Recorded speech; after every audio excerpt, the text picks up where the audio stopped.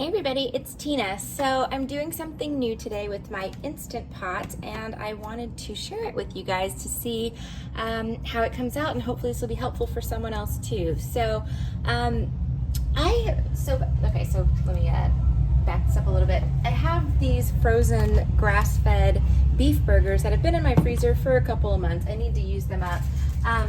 I go back and forth on keto. I have been off of keto for several months now, but I'm planning to start back up tomorrow. So I'm gonna be prepping some of these burgers for keto, but also making some to eat today with my daughter with buns. So just so you guys know kind of what's going on here.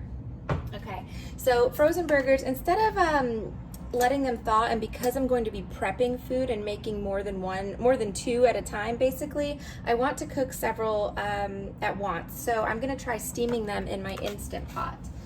All right, I am just gonna cut open the package here and get some stuff prepared. All right, so what I'm gonna do is make a foil packet for each of these burgers, and in the foil packet I'm going to add some seasonings. My intent is to add a small pat of butter, because this is 80-20 ground beef, so it's not the lowest fat content but also not the highest. Butter tastes really good on beef to me. I don't know, I just enjoy adding a little bit of butter. I eat it with steak and things too, but because I'm also going to be doing keto, I want to up the fat content a little bit. So I'm going to do a pat of butter, some garlic and onion powder, Worcestershire sauce, and salt and pepper, and I'm gonna put these together and then I'll be back to show you what they look like. Okay, so I have my burgers put together. I ended up defrosting them for about 3 minutes in the microwave. They're still frozen, but they were just a little too frozen for me to get them apart. So I did that, took the paper off, and put one patty on each square of foil. I added, like I said, a pat of butter, roughly a tablespoon for each. I did not measure it, I just kind of eyeballed it. And then I added some salt, some pepper, some garlic powder, and onion powder. And I also added some Worcestershire sauce. Now this is just how I season my burgers normally when I grill them or saute them in the pan. So feel free to add whatever seasonings you like. I mean, if you like something else on your burgers, just make them the way you like them. All right, so the next thing I'm gonna do is seal up these packets pretty tightly. I'm gonna do that by folding the foil in on both sides and then in again, to make just a little packet here. I'm gonna do that with all of these, and then I'm gonna pop them in the Instant Pot and I'll show you that. Okay, so my burgers are in the Instant Pot. I also put the trivet that came with the Instant Pot in there. It's just a little basket with handles. For those of you that don't know, most of you probably do. And I also put about 1.5 cups of water in there. The water's not actually touching the packets, but the Instant Pot will not work. It will not cook without, if you're doing a pressure cook, without water. I've made the mistake before of not putting enough liquid in the pot, and it just says burn and it stops. So you don't wanna go through that. 1 cup of water is the minimum that you need. I usually put 1.5 cups just to be safe, all right? So I'm just gonna pop the lid on my Instant Pot. I'm gonna turn the knob to sealing, and then I'm going to put this on for 14 minutes on high pressure.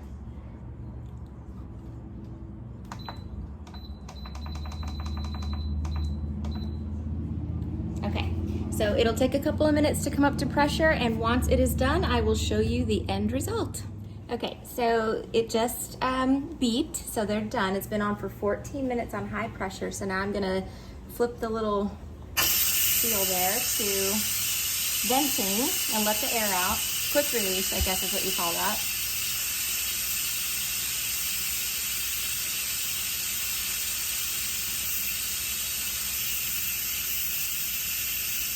All right, so the pin has dropped, so I'm gonna go ahead and remove the lid. Some of the water drip off there. There, okay.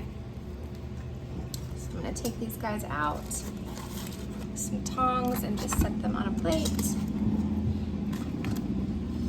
And here comes my little kiddo.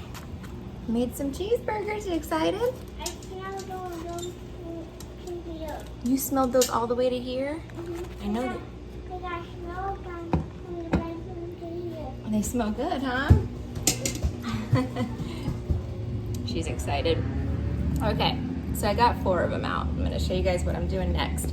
So I'm just gonna open up the packet.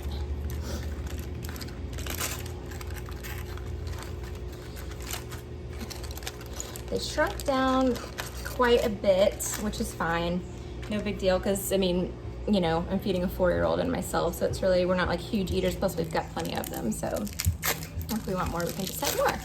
So I'm just gonna stick some cheese on the meat and then seal it back up for a minute loosely, just to let the cheese melt. So I've got American cheese for what we're having today, and then I'm gonna throw some Swiss on the ones for me that are being prepped for later in the week, and I'll show you that too.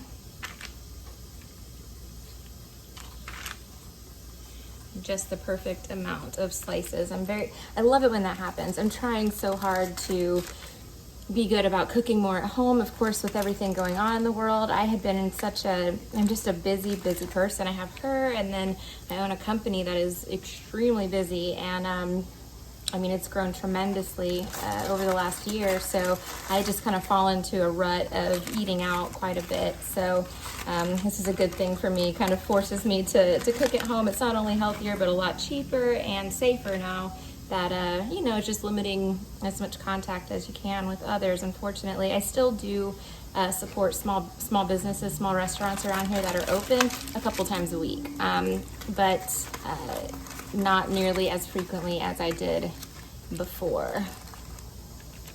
Hopefully this will be something that sticks. I'm going to try to make this a goal, you know, that really sticks going forward, just as it's, you know, again, it's healthier, it's cheaper, it's just better for you.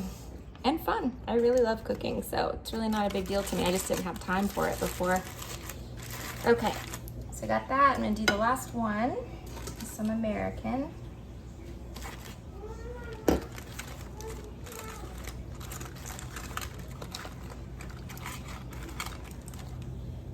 Those shrunk pretty significantly.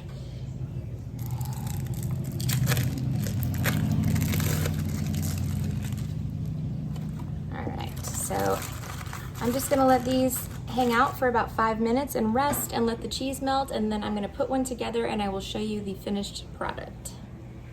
All right, so this is my finished product. So this is my burger. This is how it came out. I added some lettuce. I use spring mix because I just like that. Tomatoes, onions, mayo mustard, and then some curly fries for me, since it's my last day of carbing it up before I go low carb again tomorrow. And then, yeah, I'll put one together as well for my daughter. She just likes ketchup on her burgers, so she's a little bit plain. I just wanted to show you mine just to see. But this was a great way to make them. Extremely easy, very low cleanup, no splatter mess to clean up on the stove or firing up the grill. I mean, if you're in a pinch for time and your meat is frozen, this was a very easy and quick way to make some really yummy burgers. So thank you guys so much for watching. If you're new to the channel and haven't subscribed yet, please do subscribe, and I'll talk to you guys soon. Bye.